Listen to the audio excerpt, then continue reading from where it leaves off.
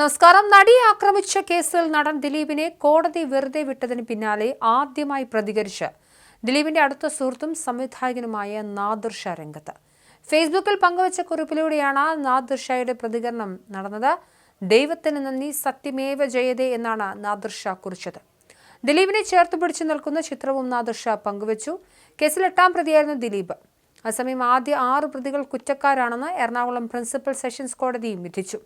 ചൊവ്വാഴ്ചയാണ് വിചാരണ നടപടികൾ പൂർത്തിയായത്. പ്രതികൾക്കുള്ള ശിക്ഷ ഡിസംബർ 12-ന് വിധിക്കുമെന്നും അറിയിച്ചു. കേസിന്റെ തുടക്കം തൊട്ട് ദിലീപിന്റെ പേരിൽ ഗൂഢാലോചന സിദ്ധാന്തം പറന്നു നടക്കുന്നുണ്ടായിരുന്നു. കൃത്യമായ തെളിവുകൾക്ക് കാത്തിരുന്ന പോലീസിന് മുന്നിലേക്ക് ദിലീപ് കൊണ്ടുവന്നിട്ട പരാതിയാണ് കേസിലെ 8ാം പ്രതിയാക്കിയത്.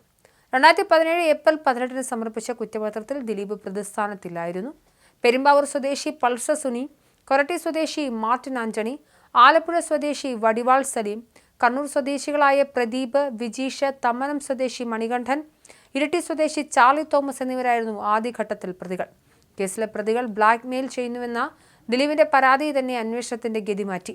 ദിലീപിന്റേതായിരുന്നു കൊട്ടേഷൻ എന്ന് വ്യക്തമാക്കുന്ന കത്ത് 1ാം പ്രതി പൾസർ സുനി സഹതടവുകാരനെ കൊണ്ട് എഴുതിച്ചിരുന്നു.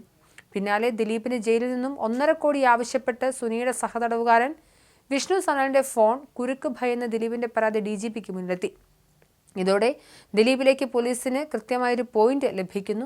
പരാതിയെത്തി 2 മാസത്തിനു ശേഷം ജൂൺ 28-നാണ് ദിലീപും സുഹൃത്തായ നാദിർ ഷയും ചോദ്യമുനയിലാവുന്നത്. എന്തായാലും നീണ്ട ചോദ്യം ചെയ്യലിന് ശേഷം ദിലീപിനെ അറസ്റ്റ് ചെയ്യുന്നുണ്ട്.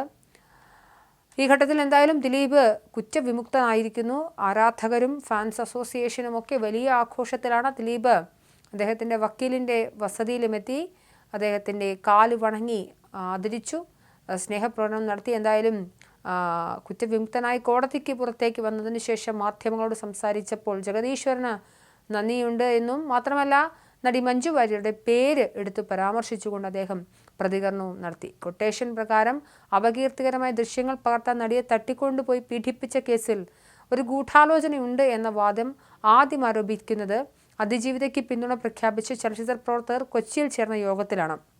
നടി മഞ്ജു വാര്യരാണ് ഇക്കാര്യം യോഗത്തിൽ ഉന്നയിച്ചത്. സംഭവത്തിന് ശേഷം അതിജീവിത നൽകിയ അഭിമുഖങ്ങളിൽ ഇത് സംബന്ധിച്ച സൂചനകളും ഉണ്ടായിരുന്നു. കേസിലെ മുഖ്യപ്രതിയായ നടന് മറ്റൊരു നടിയുമായി ഉണ്ടായിരുന്ന അടുപ്പത്തെപ്പറ്റി അദ്ദേഹത്തിന്റെ ഭാര്യയായ നടി ചോദിച്ചപ്പോൾ ഒന്നും ഒളിച്ചു വെക്കാൻ തോന്നിയില്ലെന്നും അറിയാവുന്ന കാര്യങ്ങൾ തുറന്നു പറഞ്ഞു എന്നുമാണ് അതിജീവിത പലപ്പോഴായി വെളിപ്പെടുത്തിയത്. പക്ഷേ ആ വെളിപ്പെടുത്തൽ കോടതിക്ക് മുന്നിലെത്തിയെങ്കിലും തെളിവില്ലാതെ പോയി. അതായത് ഈ ഗൂഢാലോചന വാദത്തെ തുടക്കം മുതൽ തന്നെ മോഹൻലാലിനെ പോലുള്ളവർ അംഗീകരിച്ചിരുന്നില്ല. എന്തായാലും കൃത്യമായി കോടതിക്ക് മുൻപാകെ ഗൂഢാലോചന തെളിയിക്കാൻ പ്രോസിക്യൂഷന് സാധിച്ചില്ല. 8.5 വർഷത്തോളം നീണ്ടുനിന്ന വിചാരണയ്ക്കൊടുവിലാണ് ഇന്ന് വിധി പറഞ്ഞത്. അന്വേഷണ സംഘത്തിനും കൃത്യമായ തെളിവുകൾ ഹാജരാക്കാൻ സാധിച്ചില്ല. അതേസമയം കൃത്യമായി ആരാണോ അതിജീവിതയെ ആക്രമിച്ച പ്രതികൾ അവർക്ക് ശിക്ഷ ലഭിക്കുകയും ചെയ്തിട്ടുണ്ട്.